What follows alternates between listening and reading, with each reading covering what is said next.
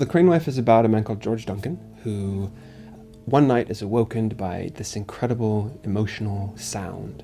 And he discovers that what it is an injured crane, a really tall bird in his backyard who has been shot through with an arrow.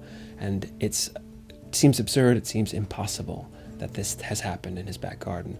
And his immediate instinct is to try and help. And he doesn't know how he's going to help, but he is finally able to help the crane, and the crane flies away.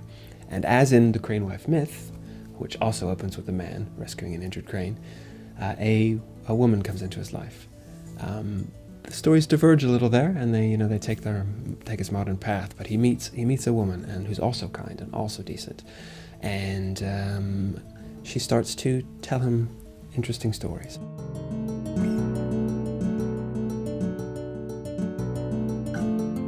To me, George is an interesting.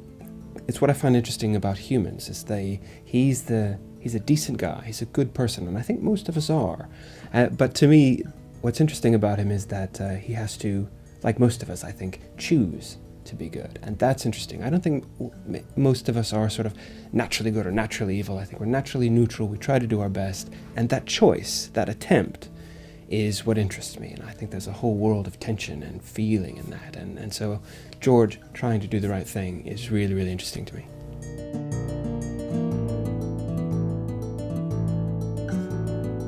It's always a challenge to balance a realistic story with some magical elements or some mythological elements. Of course, the question is always open in the book. Are they really magical? Are they really mythological? There's always an explanation for everything, and I like that to be in the book. But I don't actually think it's that difficult to balance it in a story. And I like stories that take that extra step outside of reality, because what is a book? A book is just a world made of words, and in a world made of words, you can do absolutely anything.